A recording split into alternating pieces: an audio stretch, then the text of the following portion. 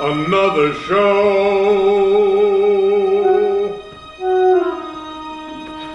In Philly, Boston, or Cinnamon Cove.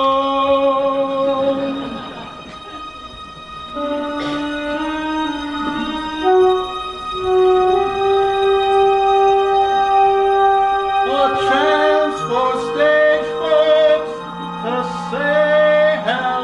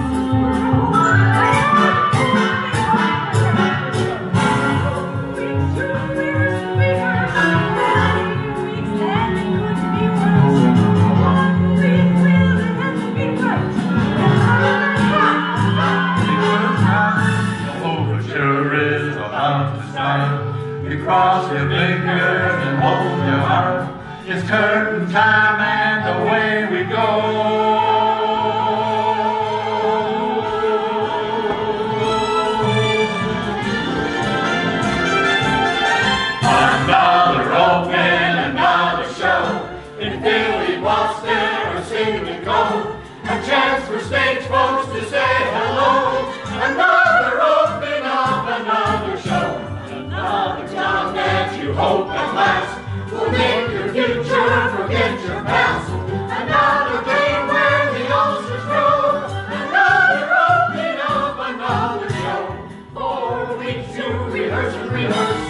3 weeks and it could be worse. 1 week will it have to be right. Overture is about to start. You cross your fingers and hold your heart. It's curtain time and away we go. Another open, another show. In Philly, Boston, or Cinnamon Cove. A chance for stage folks to say hello. Another open of another show. Another job that you hope at last will make your future forget your past. Another game where the ulcers grow. Another open of another show. 4 weeks to rehearse and rehearse. 3 weeks and it couldn't be worse. 1 week will it ever be right? The overture is about to start. You cross your fingers and hold your heart. It's curtain time and away we go. Another open of another show. Another opening, another show. Another opening, another show. Another opening, another show. It's another opening of another show. The overture is about to start. Another show. Cross your fingers and hold your heart. Another show. Time and away we go. Another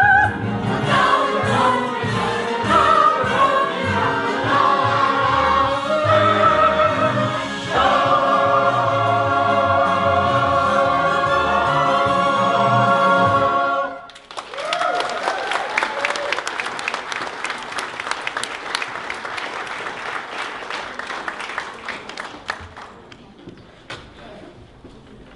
Wow, another opening, another show. Happens all the time on Broadway. In fact, it happens over 300 times every week of every year in the 41 professional theaters known as Broadway in New York City.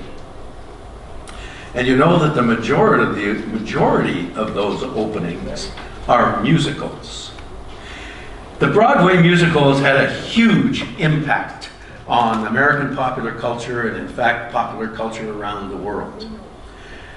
Musicals that we now see have their roots in the French and Viennese operettas of the late or early 1800s.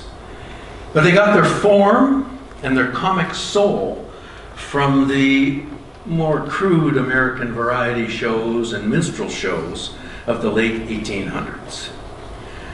Musicals then began to change a little, and we got the more refined pleasures of vaudeville, as well as the rowdy spirit of burlesque. Yeah, okay, I saw a few ears go up when I said burlesque. No, ladies and gentlemen, we are not going to be doing any burlesque tonight. We're going to go up one better. We're going to have the ladies start in their underwear, and then we'll go from there, but there's more on that later. As musicals progressed into the 1940s, Rodgers and Hammerstein actually paved the way for more realistic musicals. 1943 was Oklahoma. Oklahoma was what was called the first book musical, where they integrated song, dance, and dialogue to create and mold characters and move the story along. Rodgers and Hammerstein also created characters like me to come out here and talk to you about very interesting and wonderful things. But really all I'm doing is giving the real actors backstage time to change their clothes for the next number. Although they didn't know it then, they also gave me time to come out and ask you to please, please, please, please turn off your cell phones. Please. It is a huge distraction. So, back to the evolution of musicals. Through the 1940s and the 1950s and into the 50s, some of the greatest musicals ever written were developed and performed. And surprise, surprise, we want to take it on a tour of those musicals tonight. What we'd like to do is travel down Broadway through time to, and then literally along the streets of New York City. We want to show you the sights, the sounds, the plays, the dialogue, and particularly the songs of some of the greatest musicals ever written. So, we're going to hit a few musicals tonight, and we got tickets here for everybody, so you ready to go? Oh yeah. Good, that's great. I love it when the audience is awake. Makes it easier for us. So off we go. What I want to do now is I want to start back to 1920. That is Times Square, New York City, in the 1920s. If you look closely down in the bottom right-hand corner, you can see the naked cowboy. He's still there. Today, he just looks a lot like George Burns. But anyway, I'm going to go uptown to the corner of West 54th and 6th Avenue. We're going to go to the Ziegfeld Theater. That's it there. Okay? I want you all to think of this. It's now December 27th, 1927. You're all sitting very comfortably in the Ziegfeld Theater because it is opening night of Showboat.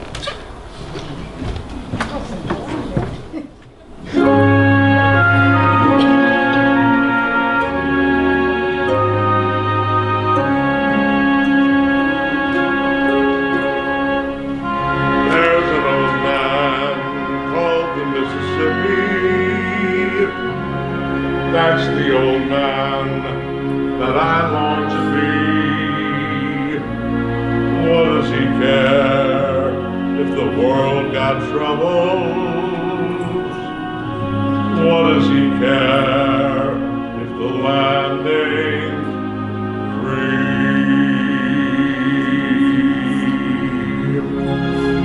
Old man river, that old man river, he don't say nothing, but he must know something. He just keeps rolling. He keeps on rolling along.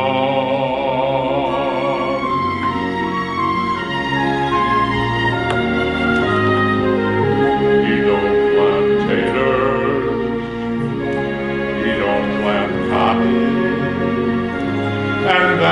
Clemson are soon forgotten, but old man River, he just keeps rolling along. You and me, we sweat and strain, bodies all aching and racked with pain. Tote that barge, lift that bell, you get a little drunk, and you land in jail.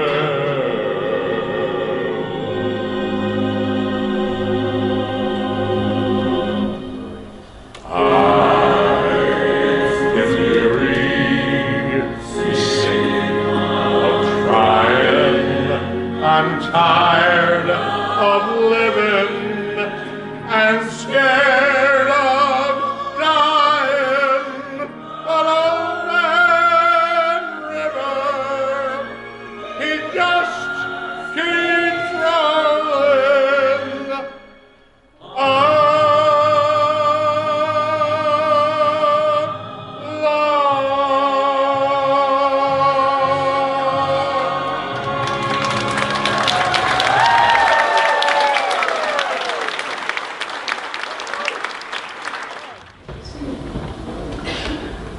Well, that was back when Broadway was young, back in the 20s. We want to move now to the 1950s, 1956 to be more precise.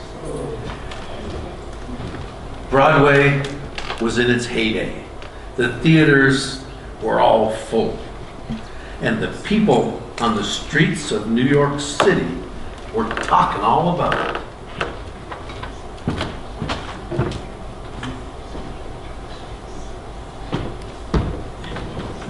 There are so many shows to choose from on Broadway, so many good ones. Yeah. But which one did you pick? My Fair Lady, and it just opened in March. Well, what's it about? Oh, it's about this professor who teaches this girl with a Cockney accent to speak English properly. Well, now where is she from? I mean, what language does she speak? Oh, she speaks English, and they're both from London. But he bets his friend that he can teach her to speak English like royalty. Well, I hate to tell you, that sounds pretty boring to me. Hey, wouldn't you rather go watch the submarine races? What an oddball you are. It's a musical as well. And Jeannie said it was good, and she ought to know. Well, now how can you make teaching English into a musical? Look, just deal with it. It'll be fun. Now come on, we've got to go or we're going to be late. Well, now where is this? Is it in a theater or a school? It's in the Mark Hellinger Theater on West 51st. So, let's All right, go. I'll Let's go. flag ahead. We're going to walk. It'll do you good. Oh, wow, a musical about English and some exercise. I'm thrilled.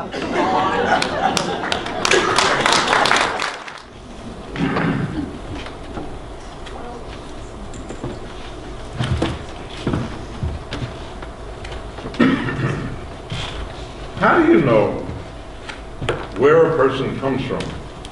Simply by listening to them speak, may I ask? Simple phonetics. The science of speech. Both my profession and my hobby. Anyone can spot an Irishman or a Yorkshireman by his brogue. I can place a person within 6 miles by his speech. Amazing. Within 1 mile in London. Ought to be ashamed of himself, pompous bloke. But is there a living in that? Oh yes, quite. Quite a fat one. He should be minding his own business, leaving us alone. Woman, cease your detestable boo-hooing instantly. Don't you realize your native tongue is the language of Shakespeare and Milton and the Bible? Now stop crooning like a bilious pigeon. Meow! The way an Englishman speaks absolutely classifies him. Will we ever have one common language? When will the English learn to speak? There are some people whose speech will bring tears to your eyes. There's some Scotch and Irish folks who are painful to the ears. And there are some places where English has totally disappeared. That's right. In America, they haven't spoken it for years. Now you see this creature with her curbstone English, the speech that'll doom her to the gutter for the rest of her life. Well, sir, in 6 months, I could pass her off as a duchess at an embassy ball. I could even place her as a lady's maid or a shopkeeper's assistant, both which require better English. Yeah, what's that you say? Then maybe I ought to take you in and turn you into royalty. In speech, anyway. Here, start with this.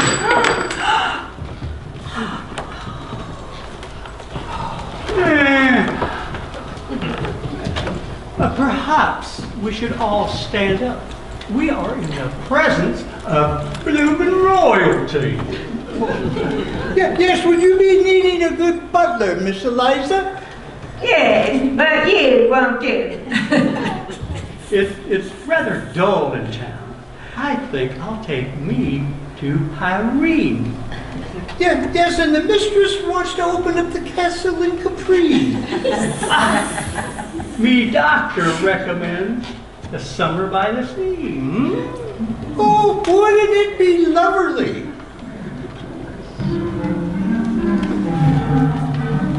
All I want is a room somewhere far away from the cold night air, with one enormous chair. Oh, wouldn't it be lovely? Lots of chocolate for me to eat, lots of coal make lots of heat, warm face, warm hands, warm feet. Oh, wouldn't it be lovely? Oh, so lovely, sitting absolutely still.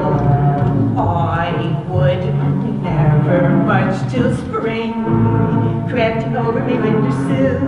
Someone's head resting on my knee, warm and tender as he can be, who takes good care of me. How wouldn't it be lovely? Lovely, lovely, lovely. Ah, yeah. All I want is a room somewhere far away from the cold night air, with one enormous chair. Oh, wouldn't it be lovely? Lots of chocolate for me to eat, lots of coal making lots of meat, warm face, warm hands, warm feet. Oh, wouldn't it be lovely? Oh, so lovely, sitting absolutely still. I would never much till spring crept over the windowsill. Someone's head resting on my knee, warm and tender as he can be, who takes good care of me. How would it be lovely? I'm going to learn proper English and become a shop assistant. Yes! Kind of you. Kind of you. Eliza, listen. How kind of you to let me come. How kind of you to let me come? No. It's kind of you. It's like a cup of tea. Kind of you. Can you say cup of tea? A cup of tea. No. a cup of tea. A cup of tea. Do you not hear the difference? Take your tongue and push it forward in your mouth against your lower teeth. Now squeeze it against your lower teeth. And now say cup. Not making much progress, old chap. Maybe we'll try these. Open your mouth. 4, 5, 6 marbles. Now, I have a passage I'd like you to read and enunciate very clearly as if the marbles are not in your mouth at all. With black as moss, the flower parts were thickly crusted one and all. Each word as clear as a bell. With black as moss, the flower parts are cracked. I say, Higgins, are those pebbles absolutely necessary? If they were necessary for Demosthenes, they are necessary for Eliza Doolittle. Now, please, go on. Perhaps the poem's too difficult for her. Why don't you try a simple one? Pickering, I can't hear the girl. Now, Eliza, why did you stop? I swallowed one. Oh, I have plenty more. No, never mind. Let's try simple. Simple. The rain in Spain stays mainly in the plain. I can't. I'm so tired. I know you're tired. I'm tired too. I know your head aches. I know your nerves are raw. But think of what we're trying to accomplish here. The majesty and the grandeur of the English language. Now try it.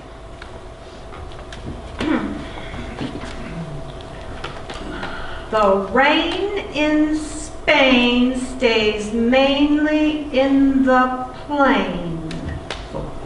What was that? The rain in Spain stays mainly in the plain. Again. The rain in Spain stays mainly in the plain. I think she's got it. I think she's got it. The rain in Spain stays mainly in the plain. By George, she's got it. By George, she's got it. Now once again, where does it rain? On the plain, on the plain. And where's that soggy plain? In Spain, in Spain, the rain in Spain stays mainly in the plain. The rain in Spain stays mainly in the plain. In Hartford, Harrisford, and Hampshire. Hurricanes hardly happen. How kind of you to let me come. How kind of you to let me come. Now once again, where does it rain? On the plain, on the plain. And where's that soggy plain? In Spain, in Spain, the rain in Spain stays mainly in the plain. The rain in Spain stays mainly in the plain.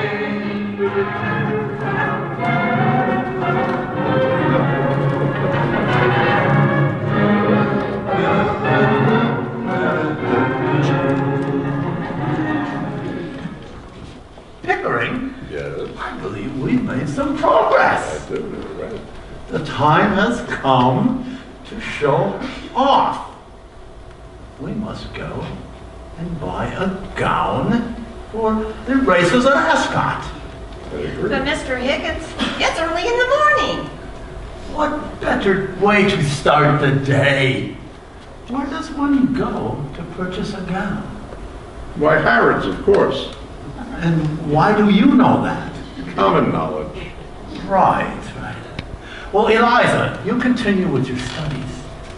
Pickering and I are going to go and purchase a gown. Ascot, here we come. I'm so tired.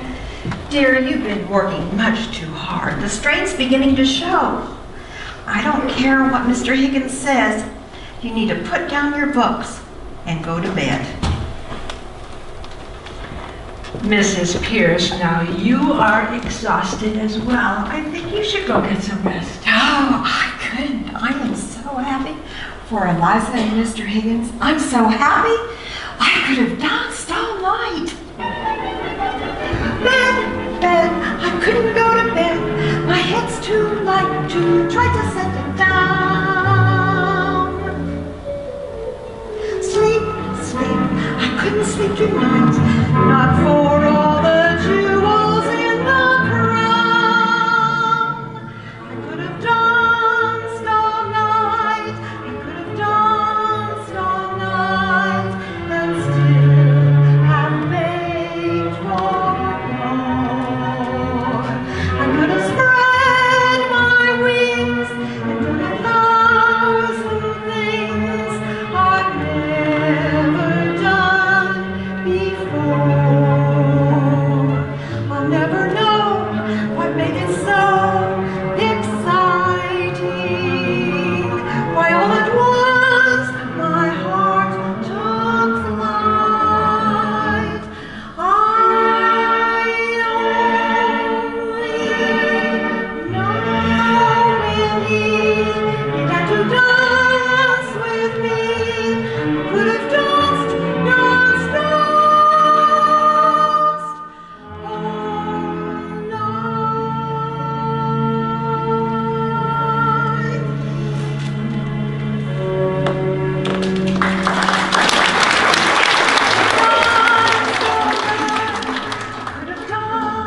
all night and still have begged for more. I could have spread my wings and done 1,000 things I've never done before. I'll never know what made it so exciting. Why all at once my heart took flight. I only know when he began to dance with me. I could have danced all night. Oh,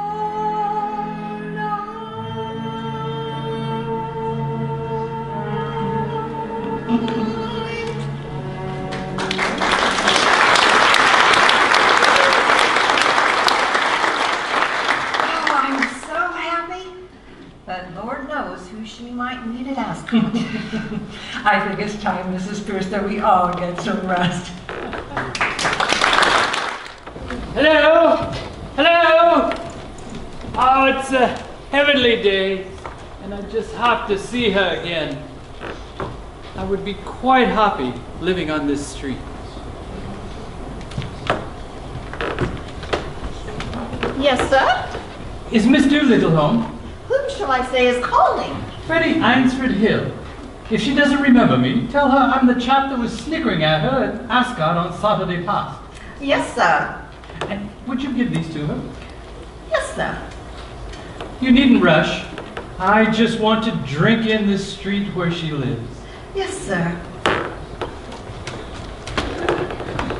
When she mentioned how her aunt bit off the spoon, she completely done me in. And my heart went on a journey to the moon when she talked about her father and the gin. But I never saw a more enchanting farce than when at Ascot she shouted, "Move your bloomin' arse!"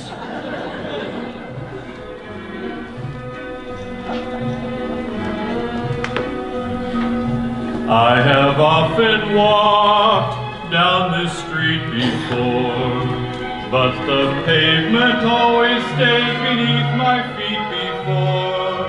All at once am I several stories high, knowing I'm on the street where you live. Are there lilac trees in the heart of town? Can you hear a lark in any other part of town? Does enchantment pour out of every door?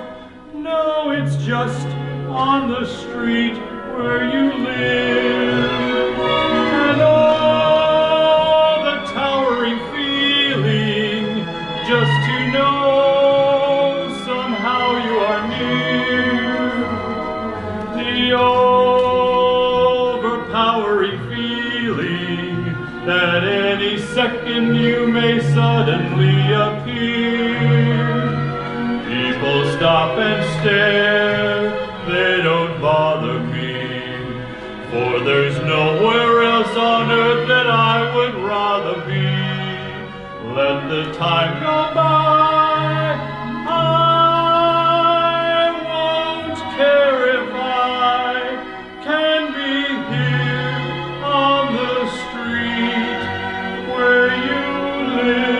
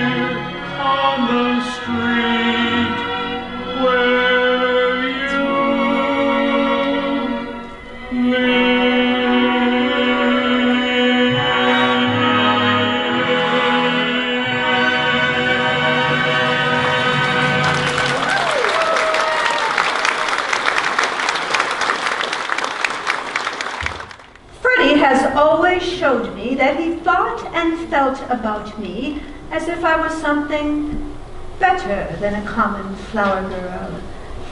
You see, Professor Higgins, apart from what one can pick up, the difference between a lady and a flower girl is not how she behaves, but how she is treated. I know I shall always be a flower girl to you, because you always treat me like a flower girl, and always will. But I know I shall always be a lady to Freddie Eynsford Hill, because he always treats me like a lady, and always will. Well, Eliza, it seems you've got a bit of your own back, as you call it. Are you going to be reasonable and stay here? Oh, you only want me here to pick up your slippers, put up with your tempers, and fetch and carry for you. Well, I haven't said I wanted you to stay here at all. Oh, indeed. Then what are we talking about? About you, not me. If you stay, I will treat you as I've always treated you. I'm not capable of changing my nature, and I'm not about to change my manners. My manners are the same as Freddie's. That's not true.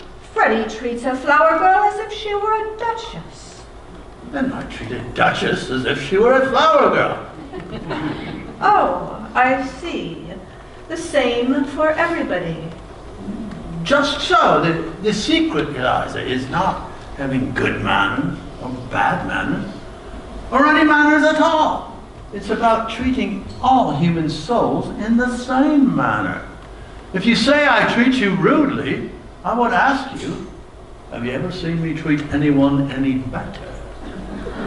I don't care how you treat me, but I can get along without you, and don't you think I can't? I know you can. I told you you can. I've always had chops enough wanting me. Freddie Hill writes me twice and 3 times a day, sheets and sheets. So, you would like me to be as infatuated with you as he is? Is that it? No, I don't. That's not the sort of feeling I want from you. I want a little kindness. Yes, of course. Eliza, you're a fool! Oh, I can't talk to you. You turn everything against me. I'm always wrong. I am going to marry Freddie as soon as I am able. Freddie? That poor devil couldn't get a job as an errand boy if he had the guts to try for it. Do you not understand? I have made you a consort for a king. Freddie loves me. That makes him king enough for me. Goodbye, Professor Higgins. I shall not be seeing you again. Eliza. Eliza! Oh, what have I done? What am I to do now?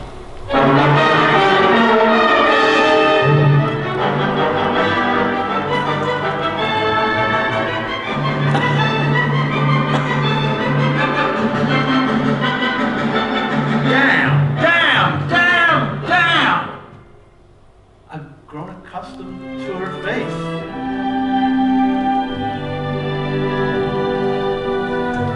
She almost makes the day begin. I've grown accustomed to the tune she whistles night and noon. Her smiles, her frowns, her ups, her downs are second nature to me now. Like breathing out and breathing in. I was serenely independent and content before we met.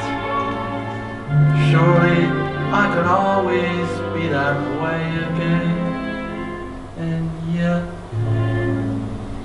I've grown accustomed to her looks, accustomed to her voice, accustomed to her face. Mary Freddie, but what an infantile idea!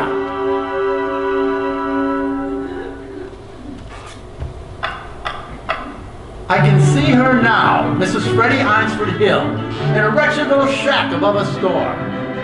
I can see her now, not a penny in the till, and a bill collector beating at the door. She'll try to teach the things I taught her, wind up selling flowers instead, begging for bread and water, while her husband gets his breakfast in bed. In a year or two, when she's prematurely gray, and the blossom in her cheek is turned to chalk, she'll come home and lo, he'll have up and run away with a social climbing heiress from New York. Poor Eliza! How simply frightful! How humiliating! How delightful! How poignant it'll be on that inevitable night she comes knocking on my door in tears and rags. Miserable and lonely, repentant and contrite, will I take her in or hurl her to the wolves? Show her kindness or the treatment she deserves? Will I take her in or throw the baggage out? But I'm a most forgiving man. The sort who never would, ever could, take a position and staunchly never budge. Just a most forgiving man.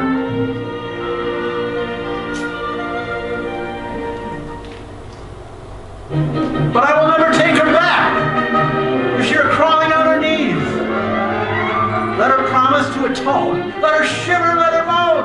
I will slam the door and let the hellcat freeze. Mary Freddie, ha!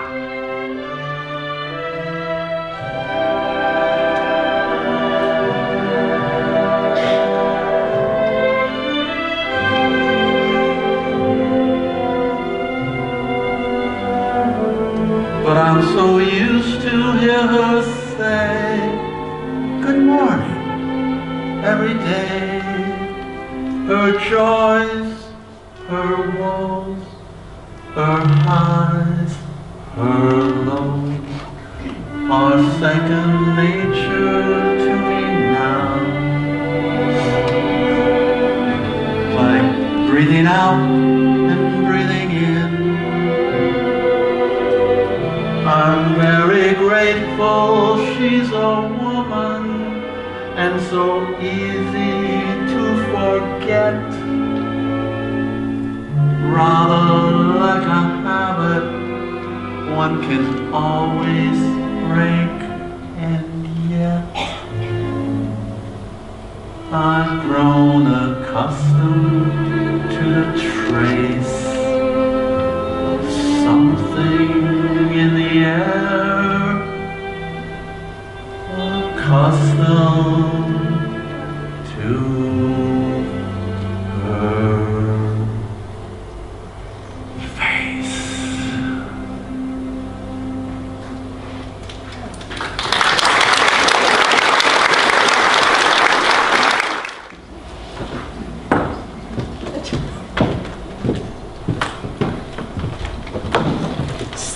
Where did you, who'd you go with last I night? went with Jeannie. You know that older lady from the office? Oh, yeah. Anyways, it was great and I really loved it. What did you see? We saw Music Man. It's about this guy, Harold Hill, who's a con man, and he goes to River City, Iowa, wherever that is. And what he does is he convinces the locals to start a boys' marching band. And he even offers to equip the band with instruments and uniforms. And then he skips town when he gets the money. And this is a musical? Yeah. It stars some guy named Rick something or other. I think it's his first time on Broadway. Anyways, it appears that way. Well, there's a lot of new faces out there today. It's like that guy, oh, what's his name? Elvis. He does that rock and roll. That stuff's never gonna catch on. I'll tell you that right now. Well, this guy is sure no Elvis. But you know, he is pretty good.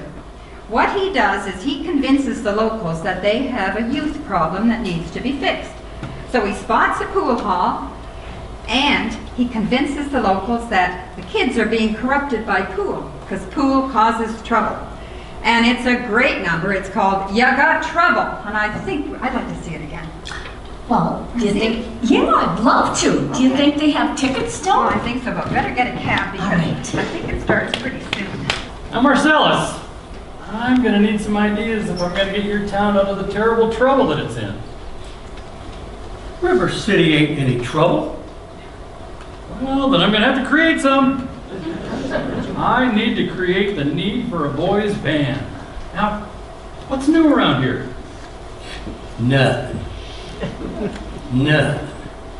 This is River City, Iowa. Now think, there's got to be something new. No, wait, except the billiard parlor got a new pool table. They never had a pool before? Oh, only billiards. That'll do it. Friends, either you're closing your eyes to a situation you do not wish to acknowledge, or you are not aware of the caliber of disaster indicated by the presence of a pool table in your community. Well, you got trouble, my friends. Right here, I say trouble right here in River City. Why, sure, I'm a billiard player. Mighty proud to say, I'm always mighty proud to say. I consider the hours I spend with the cue in my hands golden. Help me cultivate horse sense, with a cool head and a keen eye.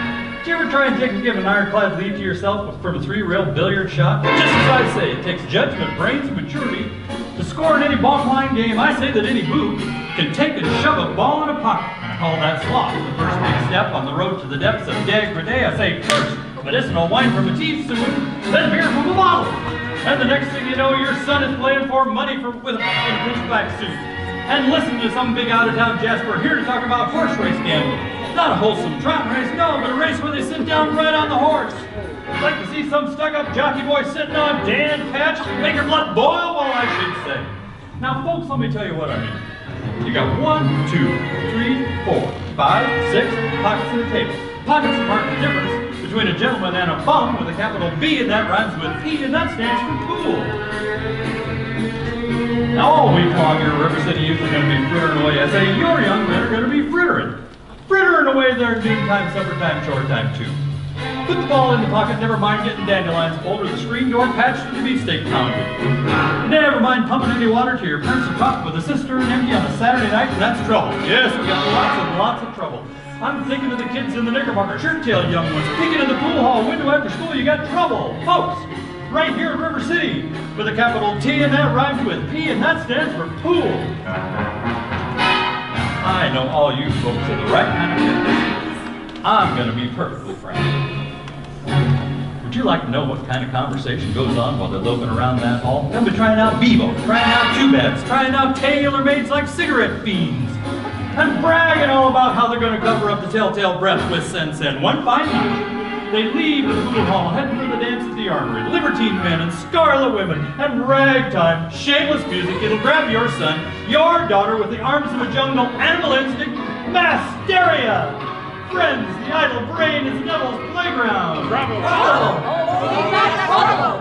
Right here in River City! With a capital T, and that rhymes with P, and that stands for pool. That stands for pool! We've surely got trouble. Right here in River City. Right here! Gotta figure out a way to keep the young ones moral after school.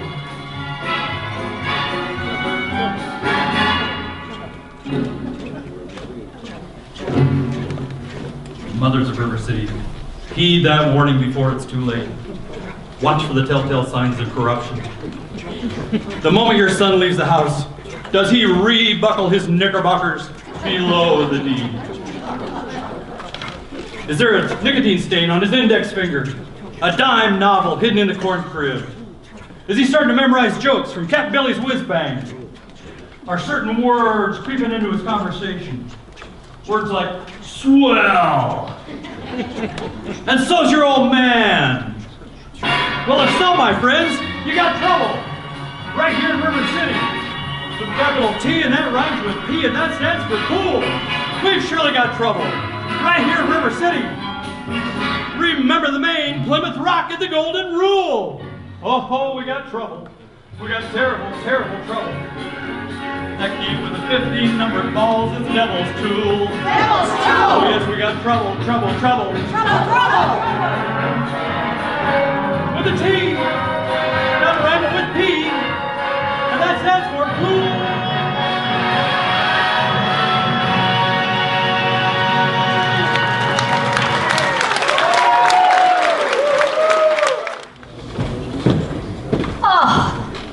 That show was fabulous, but that song was phenomenal. How in the world can anybody remember all those lyrics? Did he remember them all? Well, I don't know. I suppose he did. Sounded like he did, but what the heck? He could be making it up as he goes along. The audience doesn't know. Hey! Oh, weren't you two in a play? No, why would you say that? Well, you're dressed in costume and you look like the people from My Fair Lady. Are you? Evans, no. We're not Higgins and Eliza. People say we look like them, though. We're on our way to see Sound of Music. We always dress like this. Is Sound of Music any good? Well, we don't know. We haven't seen it yet. But we got it in a lot of really good reviews.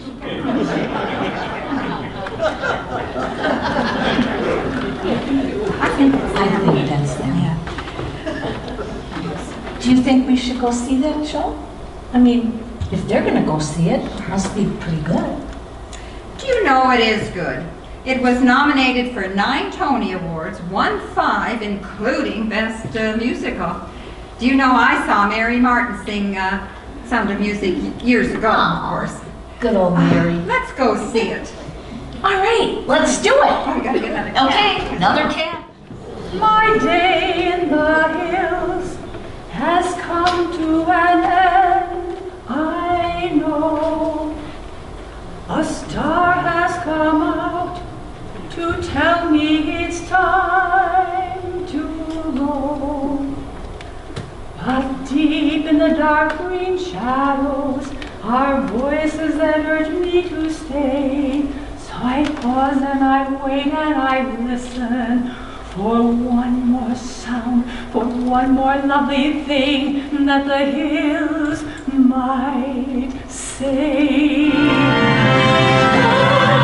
hills are alive with the sound of music, with songs they have sung for 1,000 years. The hills fill my heart with the sound of music. My heart wants to sing every song hills. My heart wants to be like the wings of the birds that rise from the lake to the trees. My heart wants to sigh like a chime that flies from the church on the breeze, to laugh like a brook when it drips and falls over stones on its way, to sing through the night like a lark who is learning to pray. I go to the hills when my heart is lonely. I know I will hear what I heard before. My heart will be blessed with the sound of music,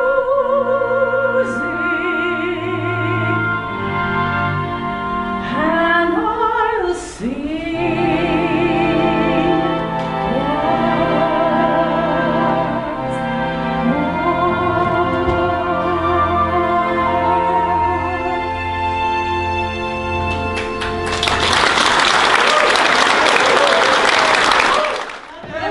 Reverend Mother! Sisters? Reverend Mother, we simply cannot find Maria. Maria is missing again. Perhaps we should put a cowbell around her neck. Oh, sister. Simply cannot find her. Did you check the barn? You know how she adores the animals. We checked everywhere in all the usual places. Sister, considering it's Maria, I suggest you look in all of the unusual places. Well, I hope this latest infraction settles any doubt you may have about Maria's presence here at the Abbey. I try to keep my faith in my doubt. Well, after all, the wool of a black sheep is just as warm. We're not talking about sheep here. We're talking about candidates for the novitiate. Of all the candidates, Maria is the least. Please. Now let's all take a deep breath.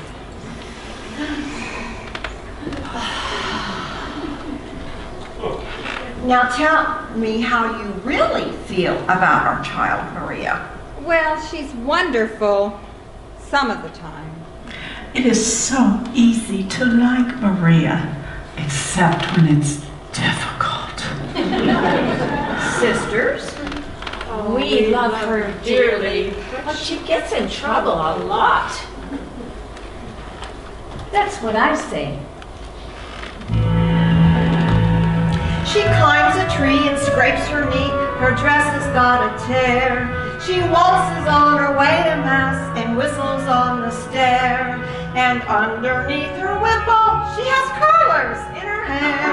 I've even heard her singing in the Abbey. She's always late for chapel, but her penitence is real. She's always late for everything except for every meal. I hate to have to say it, but I very firmly feel Maria's not an asset to the Abbey. Would I like to say a word in her behalf? Say it, sister. Maria makes me laugh. How do you solve a problem like Maria? How do you catch a cloud and pin it down? How do you find a word word that means Maria, of liberty, gibbet, a will, of a wisp, a cloud. Many a thing you know you'd like to tell her, many a thing she ought to understand. But how do you make her stay and listen to all you say? How do you keep a wave upon the sand? Oh, how do you solve a problem like Maria? How do you hold a moonbeam in your heart? When I'm with her, I'm confused, out of focus and amused, and I never know exactly where I am. Unpredictable as weather, she's as flighty as a feather. She's a darling, and she's a lamb. She'd outpester any pest, drive a hornet from its nest. She can throw a whirling dervish out of wood. She is gentle, she is wild, you know she's a child. She's an angel, she's a girl. How do you solve a problem like Maria? How do you catch a cloud and land it down? How do you find a word that means Maria? Of liberty, gibbet, a will, of a wisp, a cloud. Many a thing you know you'd like to tell her, many a thing she ought to understand. But how do you make her stay and listen to all you say? How do you keep a wave upon the sand? Oh, how do you solve a problem like Maria? How do you hold a moonbeam in your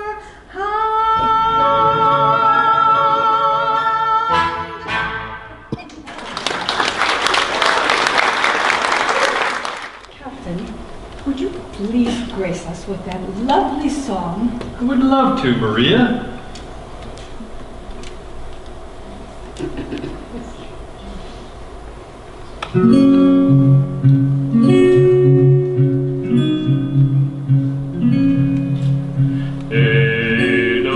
Edelweiss, Edelweiss, you look morning, you greet me, small as white, clean and bright, you look happy to meet me, blossom of snow, may you bloom and grow forever. Edelweiss, Edelweiss, bless my homeland forever.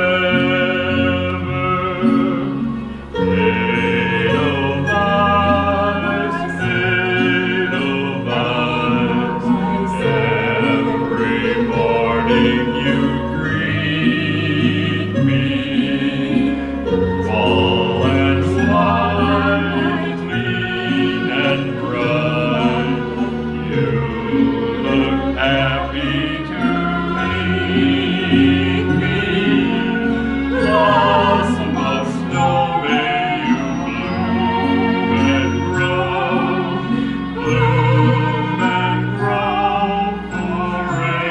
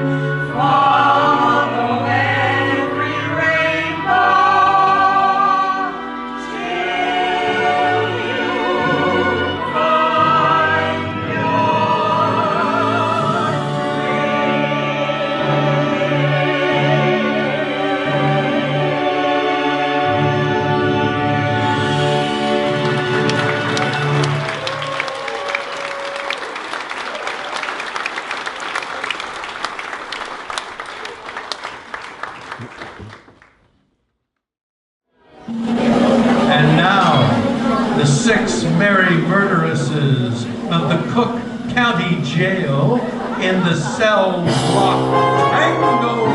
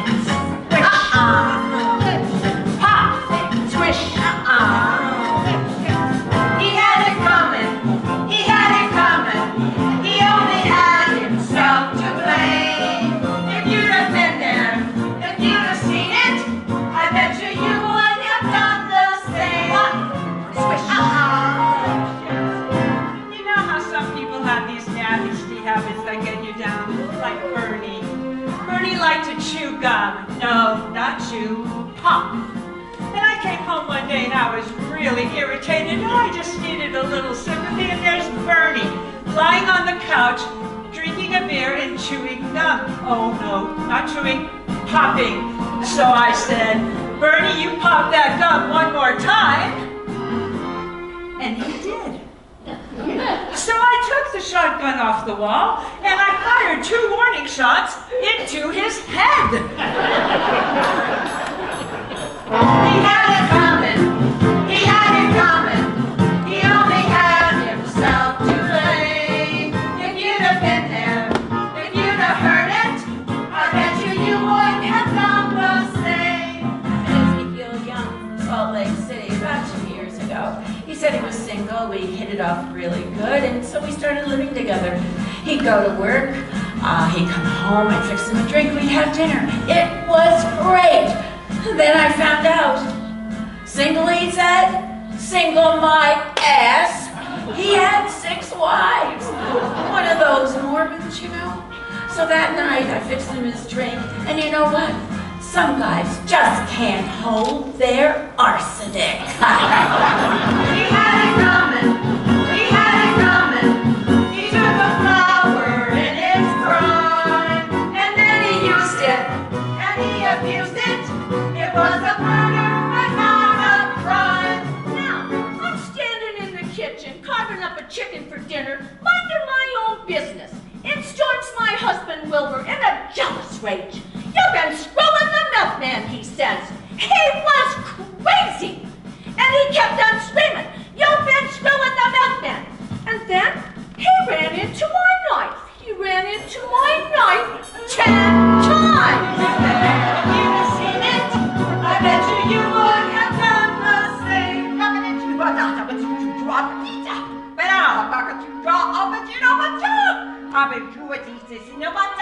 I gotta get out.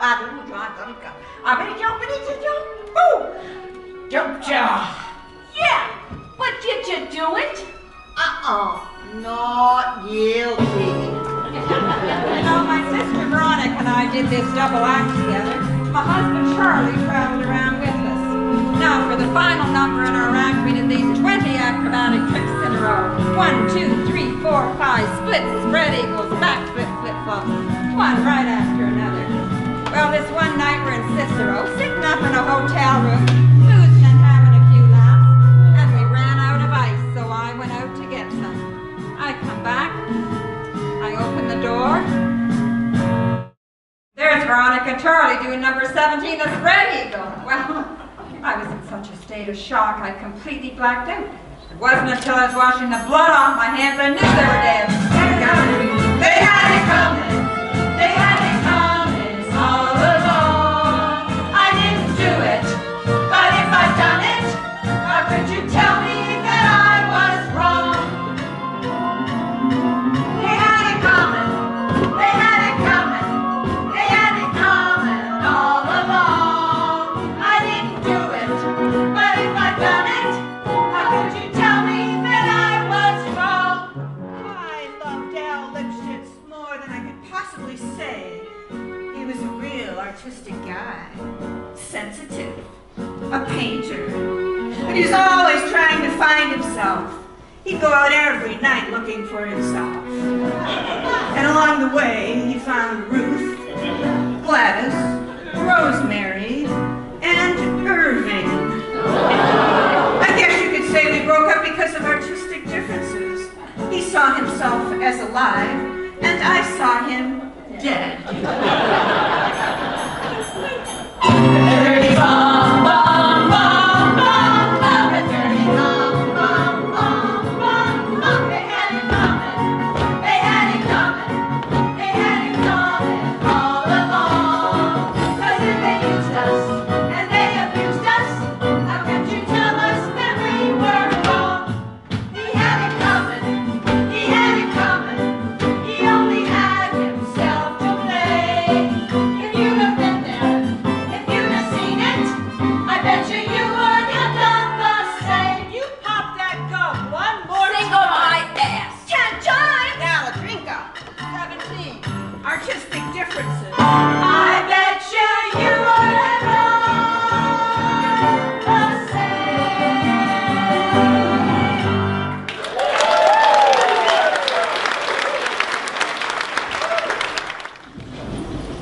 Broadway shows are so exciting. The songs, the stories, the productions, just unbelievable. I wish I could afford to go see every one of them. So do I. I love them all. I just wish I could get my husband to come with me. He says he doesn't like it. However, when we get to the show, he likes them.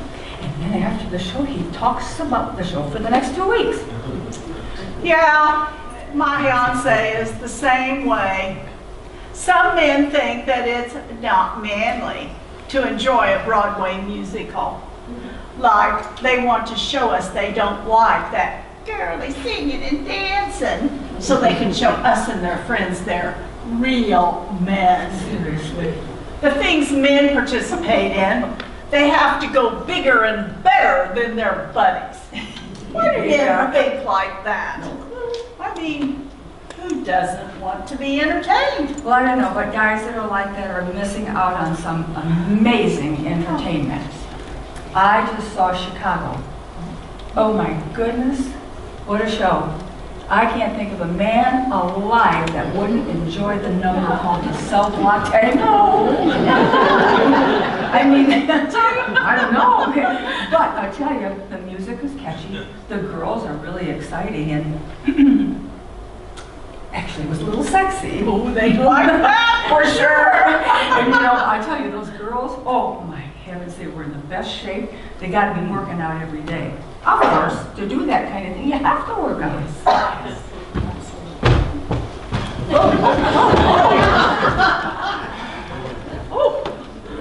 Hi there.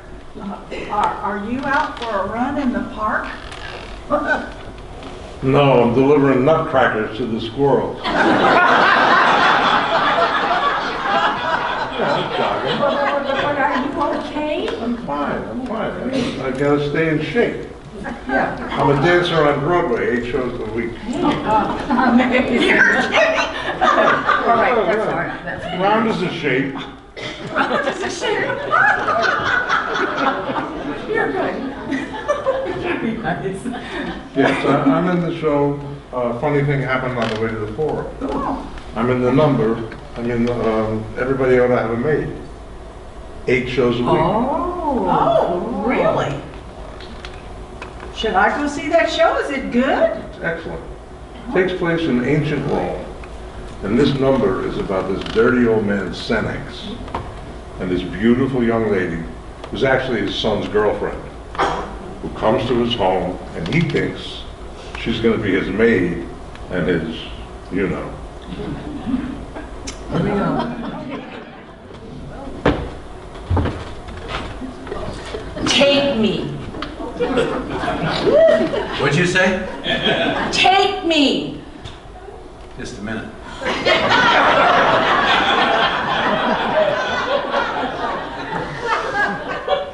Take me here on the street if you'd like. My body is yours. Say it. Say it! Your body is mine? Then take me! You must know one thing. What's that? You may have my body, but you will never have my heart. Well, I guess you can't have everything.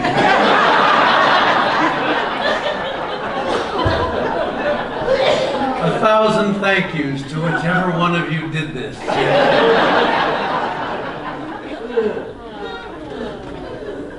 Well, there's something we ought to be doing on the street in broad daylight. Senex, no! Remember where we were. Sir, you're back. Yes, you almost broke it. No, I meant you've returned. Yes. Unexpectedly. Apparently. I'll await your bidding. Yes, dear. Forever your servant. Ever my servant? Yes, sir, your servant, your new maid. We needed help. Well, she does seem very loyal. And efficient. And friendly. Maids like me. I'm neat. I like maids. They're neat. Something no household should be without. Everybody ought to have a maid. Everybody ought to have a Everybody ought to have a working girl. Everybody ought to have a lurking girl to putter around the house. Everybody ought to have a maid. Everybody ought to have a maid. Everybody ought to have a medio, consistently congenial and quieter than a mouse.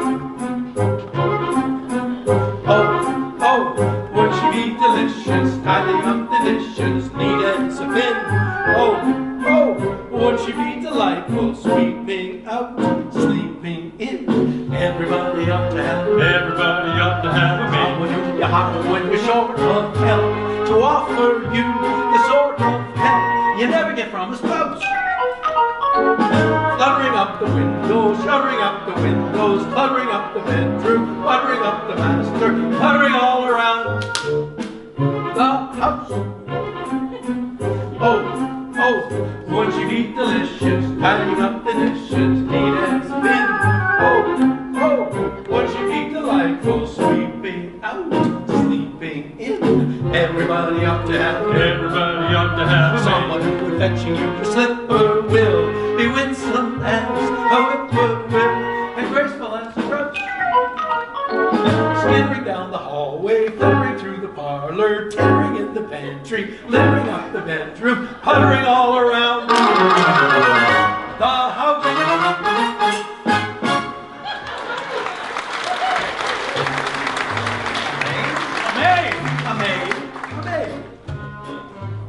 Everybody ought to have a maid. Everybody ought to have a serving girl, a loyal and unswerving girl who's quieter than a mouse. Think of her at the dustbin, especially when she's just been traipsing about. Would she be delightful, living in, giving out? Everybody ought to have a maid. Daintily collecting bits of paper and things, a-bathing in her apron strings, beguiling in her blouse, pattering in the attic, chattering in the cellar, clattering in the kitchen, fluttering in the bedroom, puttering all around the house, the house, the house, the house.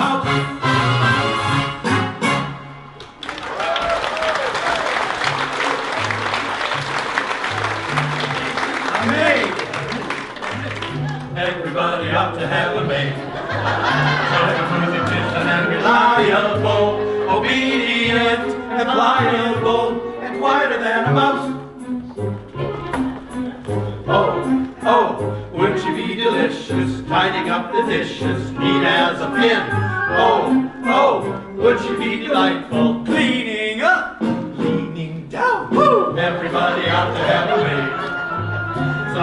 be busy as a bumblebee. And even if you grumble, be as graceful as a grouse. Wiggling in the empty room, Jiggling in the living room, giggling in the dining room, wiggling in all the room. puttering all around. The house, the house, the house, the house.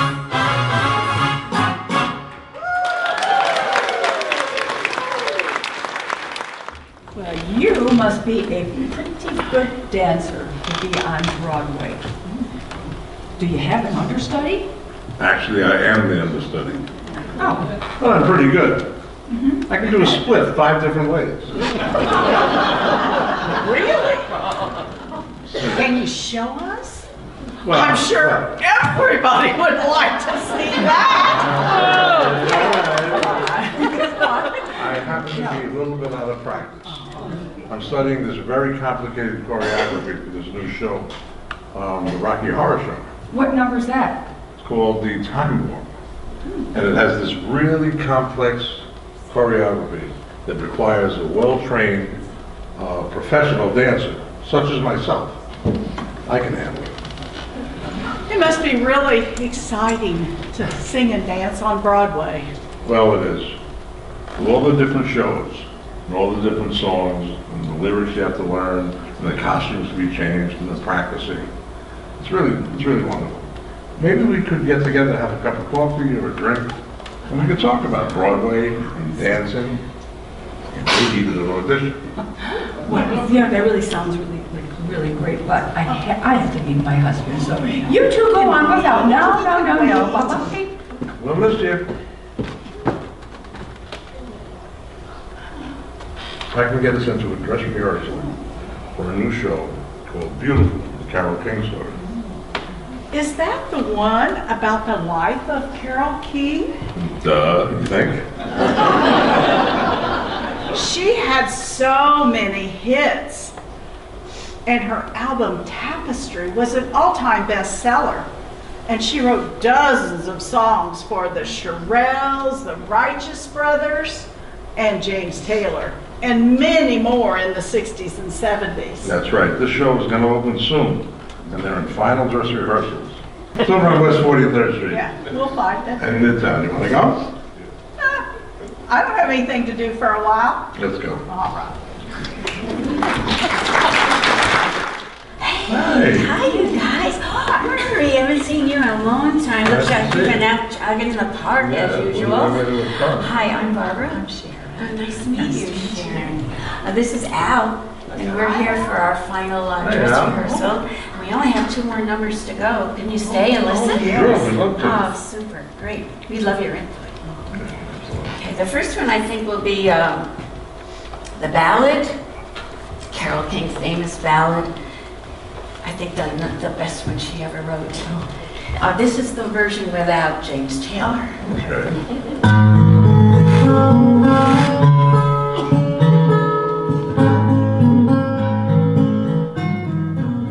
When you're down and troubled, and you need some love and care, and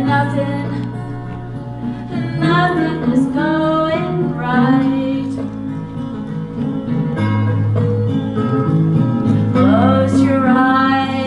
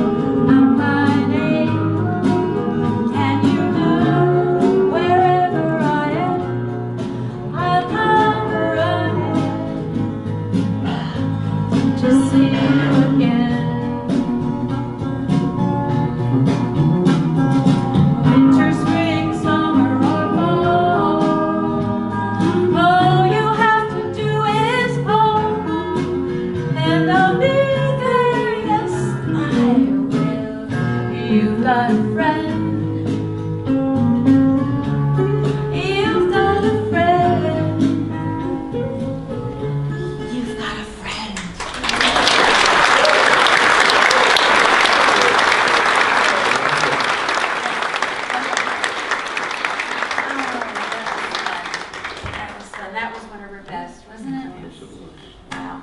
Okay, next one, let's step it up a little bit. Okay, ready for something a little faster? You want to cut a rug, you dancer, you? Mix it up a little bit. Okay, let's go.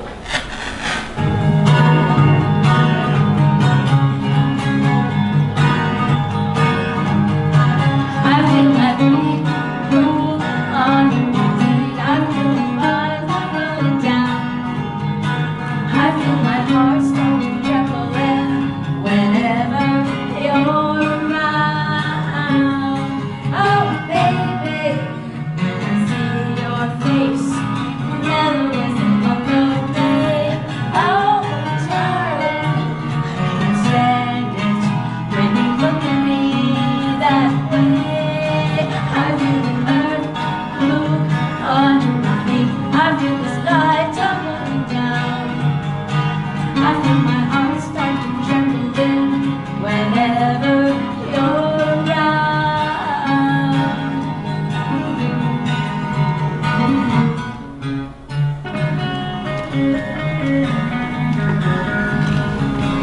Oh, darling, when you're near me and you tenderly call my name, I know that my emotions are something I just can't take.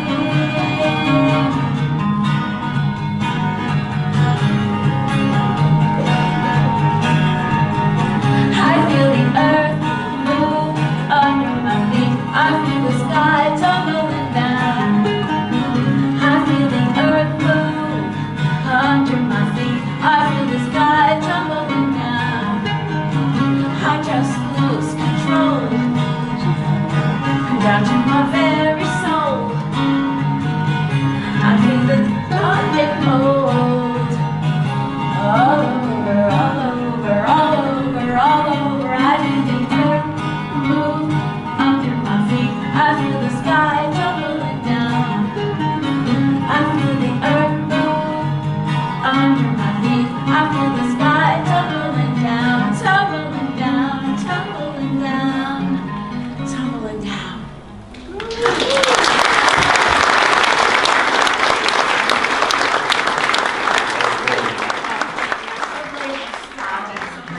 Stay a while.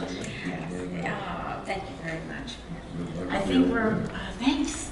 I think we're off to dinner now. Right, Al? Yep. Yeah, we're off. Have a nice dinner. See you guys. Nice to see you. Bye-bye.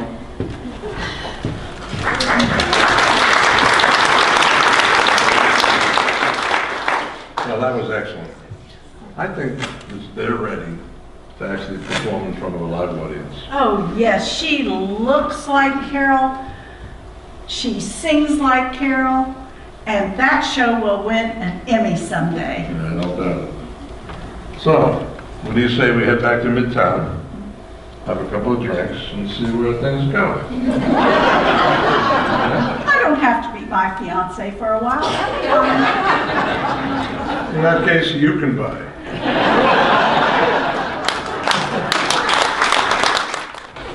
What the hell time is it anyway?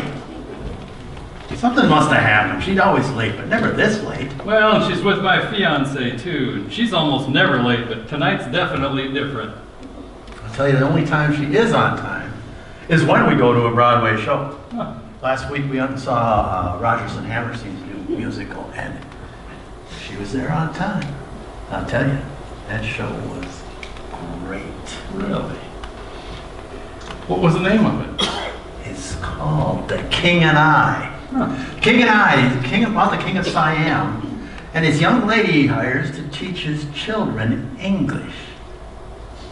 The young lady tries to convince him that he needs to get rid of his harem. Harem? The guy's got a harem?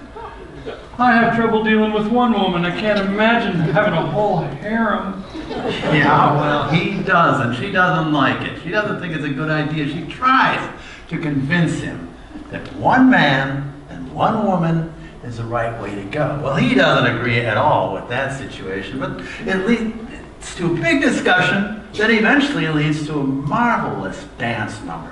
You should go and see it. You and your fiance, you would love it. Well, maybe I will, but we need to find out where they are and what's keeping them so long, because she's kind of got a thing for Broadway dancers.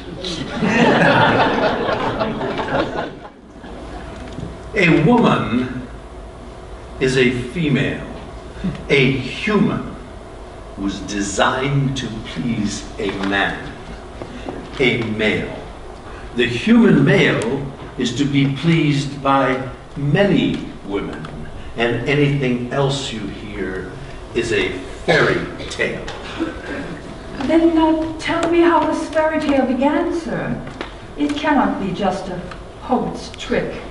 Explain to me why many men are true to one woman. They're sick. But you do expect women to be faithful. Naturally. Why naturally? Because it is natural. Oh. The old Siamese rhyme. A girl must be like a blossom with honey for just one bee. But the man must be like a honeybee and gather all he can. To fly from blossom to blossom, the honeybee must be free, but the blossom must never fly from bee to bee to bee. And you consider this sensible poetry, Your Majesty? Certainly. Just take your own poet. Alfred Tennyson. Mm-hmm. Yes. He said, now fold the lily all her sweetness up and slips into the bosom of the lake. Now fold thyself, me dearest, and slip into my bosom. Oh, all you English girls are so acrobatic. Oh, Your Majesty, I don't know if I can ever make it clear to you.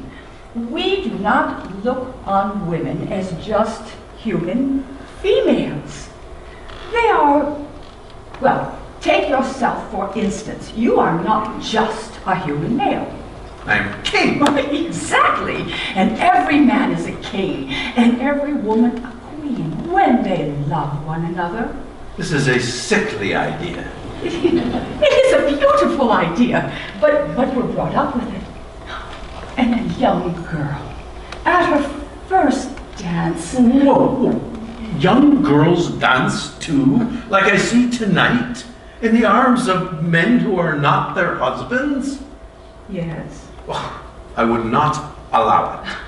Oh, but it's so exciting when you're young and you're sitting on a small chair, your eyes cast down, terrified you'll be a wallflower. And suddenly you see 2 black shoes, a white waistcoat, a face, and it speaks. We've just been introduced. I do not know you well, but when the music started, something drew me to your side. So many men and boys are in each other's arms. It made me think we might be similarly occupied. Shall we dance on a bright cloud of music? Shall we fly? Shall we dance? Shall we then say goodnight to goodbyes? Or perchance, when the last little star has left the sky, will we still be together with our arms around each other? Or shall you be my new romance? On a clear understanding that this kind of thing can happen. Shall we dance? Shall we dance? Shall we dance?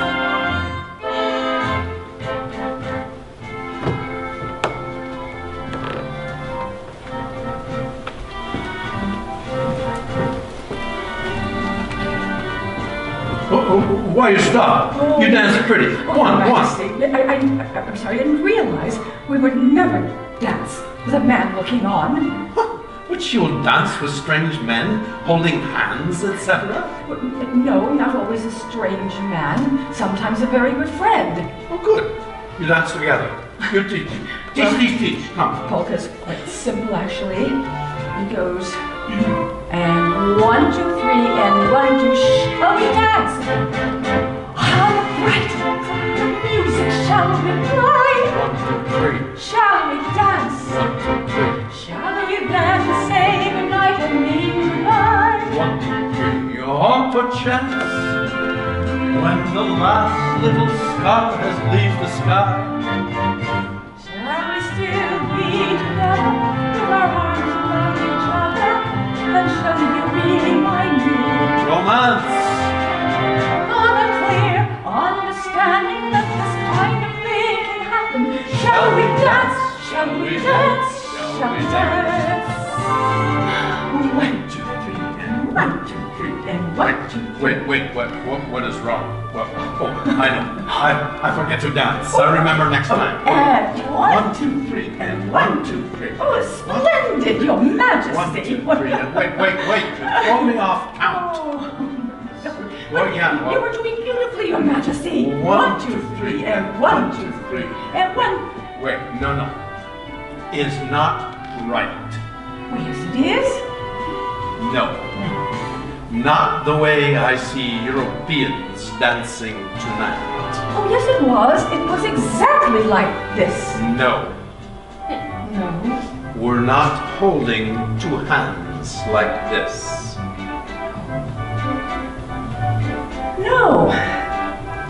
As a matter of fact, Was like this. No? yes. Come.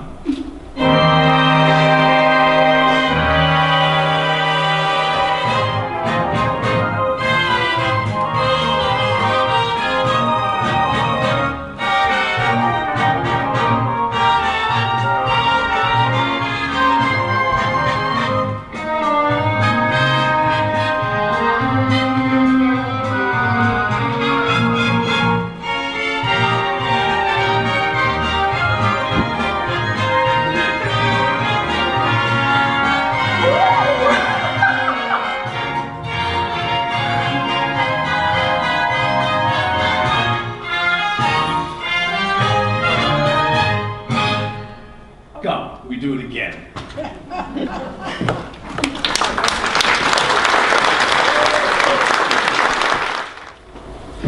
Well, I just love that musical. Who would have thought an old guy playing the King of Siam might be sexy? Well, yes. I know. But you know, it was so romantic and it ended just the way it should have. Do you know, I heard they're going to make a new movie version of it starring Yul Brynner. That'd be great, except for he passed away. Oh. Did he ever do anything else? Oh, sure. He was in the Ten Commandments. Oh, and that great Western, The Magnificent Seven. Don't you remember? Well, kinda, but things were a little foggy back then. All right, yeah. Oh, you know, ladies, we've been here for a week now. We've seen some great shows, like that, you know, the show was about the King of Siam that we just saw. Yes. And, you know, we have time for one more show before we head back to Cinnamon Cove. What do you think? I think I got tickets. Is it The Phantom of the Opera? Andrew Lloyd Webber's masterpiece? Incredible show. Oh, please.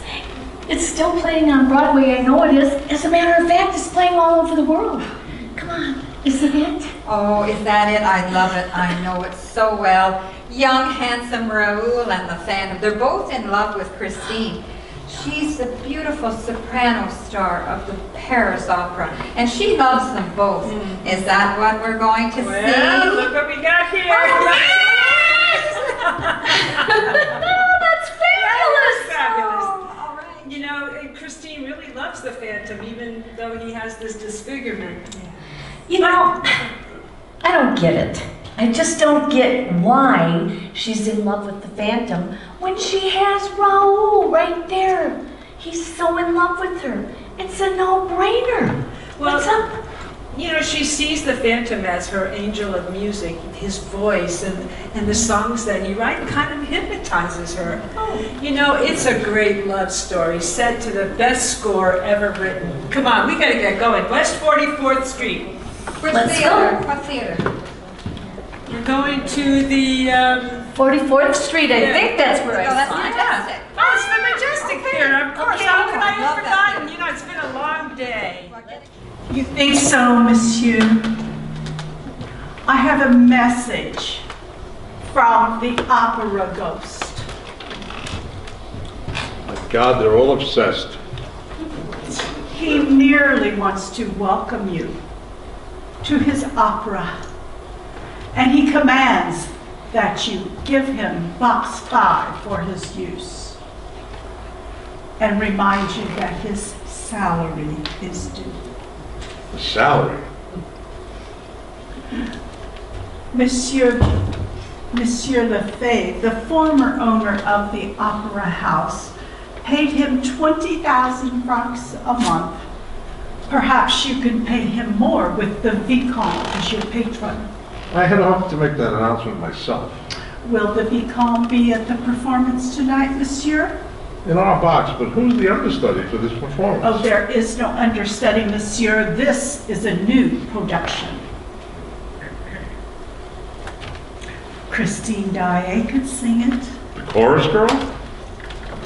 She has been taking lessons from a great teacher. From whom? I don't know, sir. Not you as well. Can you imagine? A full house and we have to cancel. Oh, let her sing for you, monsieur. She has been well taught. Very well. Bring her here. Let her sing for us. From the top of the aria, then, mademoiselle. Yes, madame.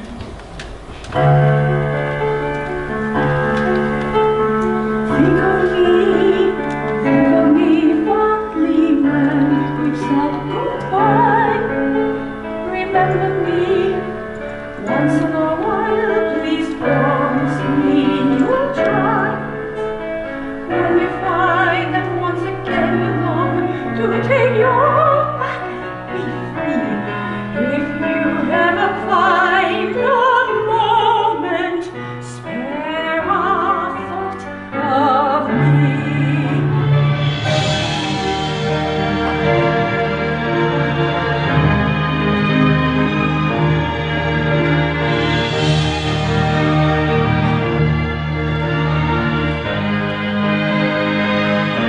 We never said our love was evergreen, or is unchanging as the sea. But if you can still remember, stop and think of me. Think of the things we should have seen. Don't think about the things that might have been. Think of me waking, silent and resigned. Imagine me trying to hold you from my mind. Recall those days, think back on all those things, think of the things we'll never do. There will never be a day when I won't think of you.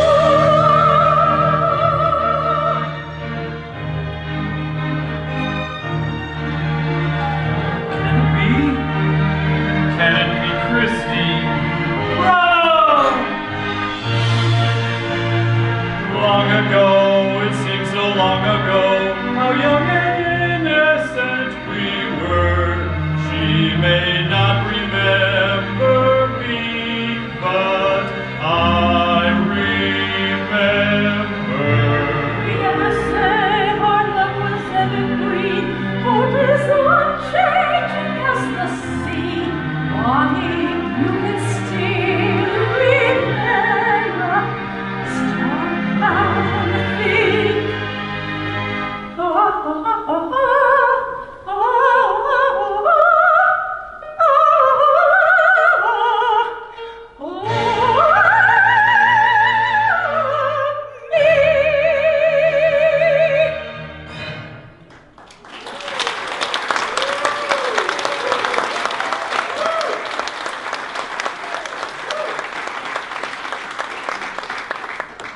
mean there is no Phantom of the Opera. But Raoul, I have been there, to his world of unending night, to a world where daylight dissolves into darkness. Darkness. And Raoul, I have seen him. Oh, can I ever forget the sight? Can I ever escape from that face? So distorted and deformed. It was hardly a face. Yet his voice filled my spirit with strong, sweet sound. And in that night there was music. And the music filled my soul, and my soul began to soar unheard as I'd never heard before. What you heard was a dream and nothing more. Yet in his eyes, all the sadness of the world, those pleading eyes that both threaten and adore.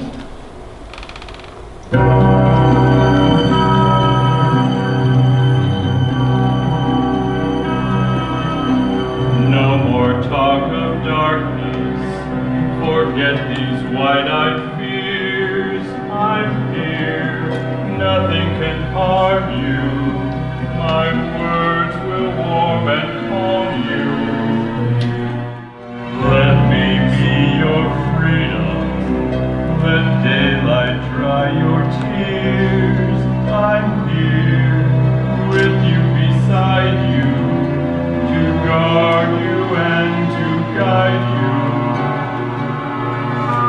Say you love me every waking moment. Turn my head with thoughts of summertime. Say you need me, baby, now and always. Promise me that all you say is true. That's all I ask of you. Let me be your shelter. Let me be your light, your safe. No one will find you. Your fears are far behind you. All I want is freedom, a world with no more night, and you always beside me to hold me and to hide me. Then say you'll share with me one love, one lifetime.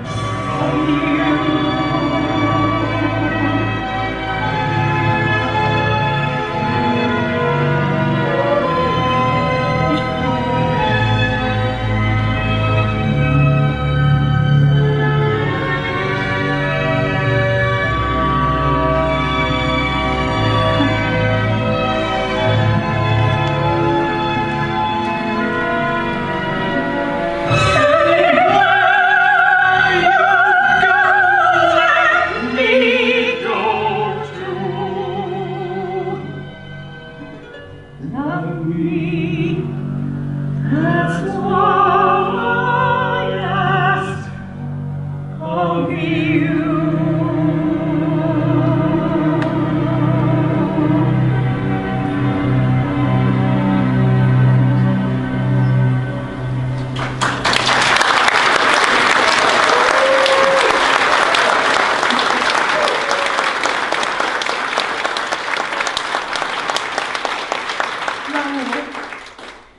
Father once said, when I am in heaven, child, I will send you the angel of music.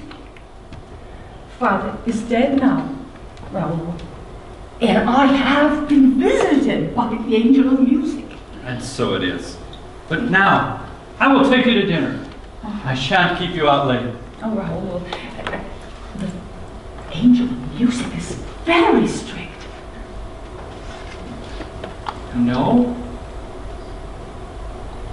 No.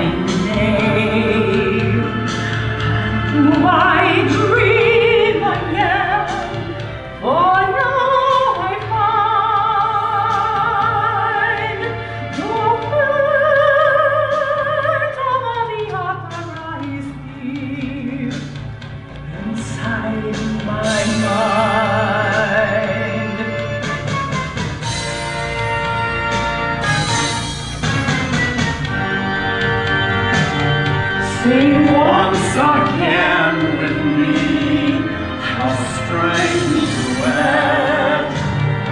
My power over you grows stronger yet. And though you turn from me to close behind, the phantom of the opera is there inside your mind.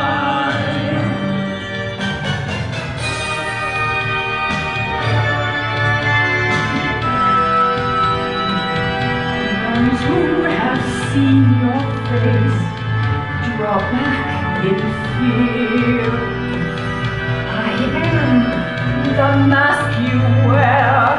It's me they hear. My spirit and your voice in one combine. The phantom of the opera is there inside your mind.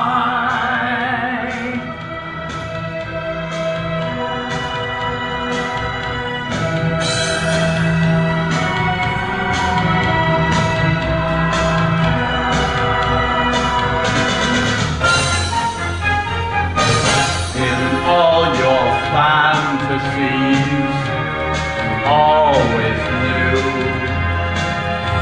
this man and mystery were part of you.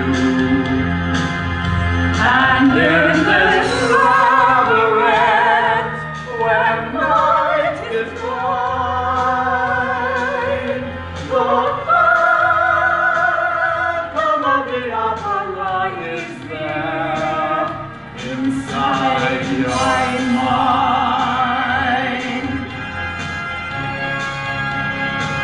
Sing, my angel of music.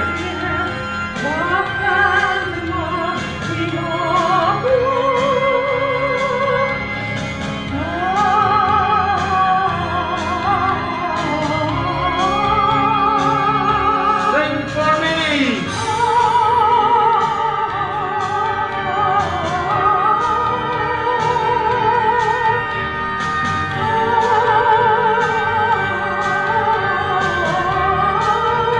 Sing, my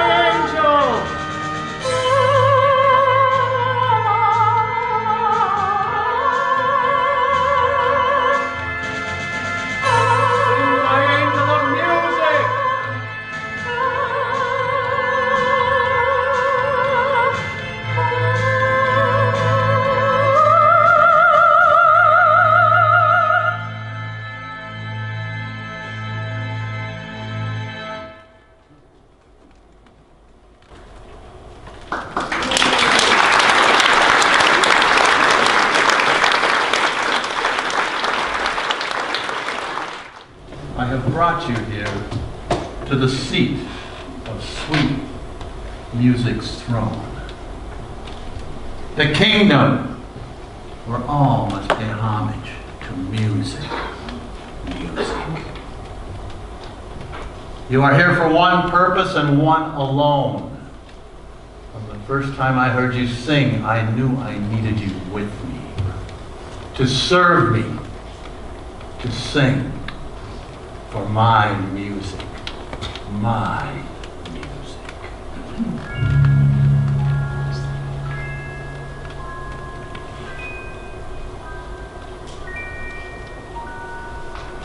Nighttime sharpens, heightens each sensation.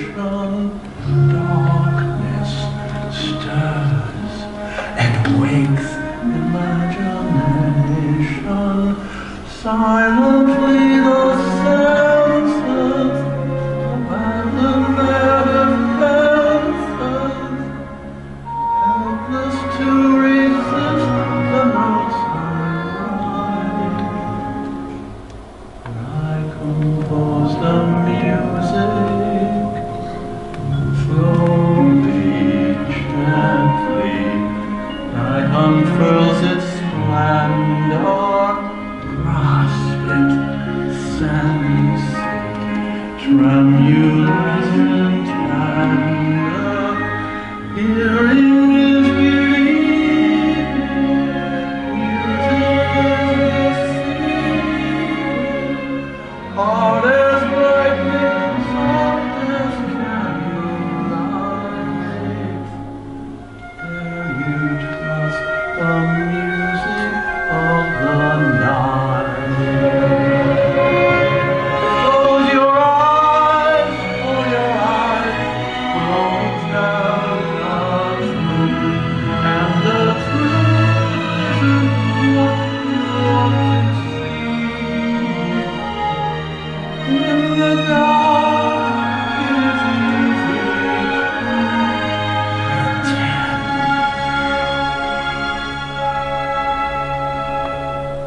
That the truth is what it ought to be.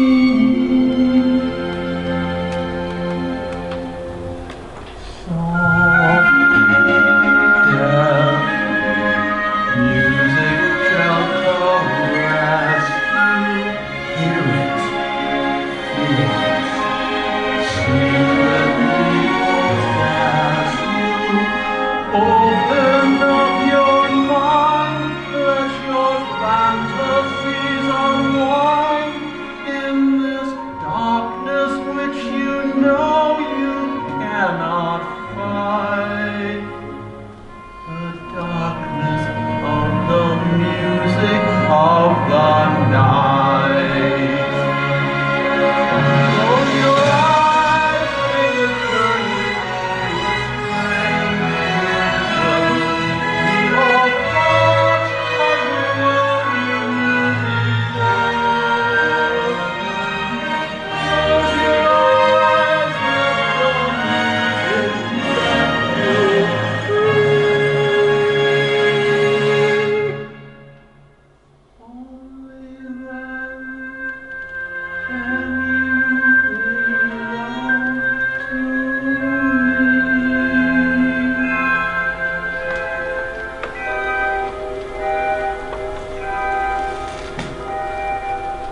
Floating, sweet intoxication, touch me, trust me, savor each sensation. Let the dream begin, let your darkness I give in to the power of the music that I write. The power of the music of the night.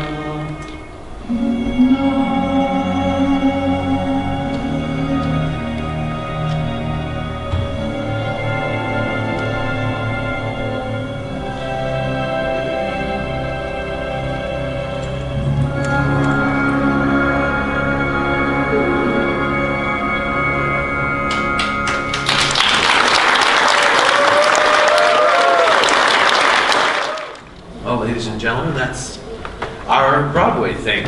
So.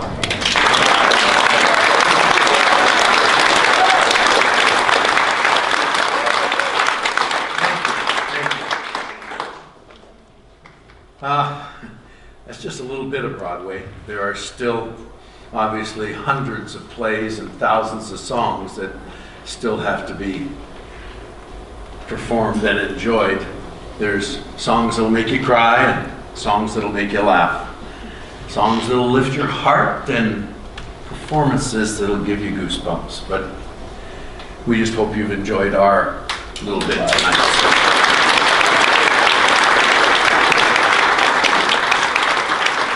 Wrap it up now. Hurry.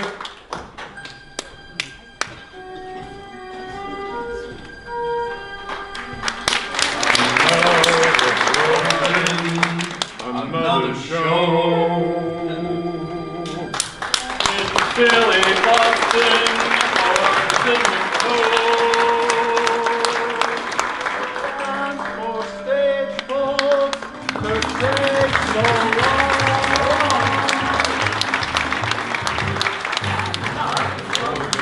Another show in Philly, Boston, or Cinnamon Cove. A chance for stage folks to say so long. Another closing of another show. Another job that you hope at last will make your future forget.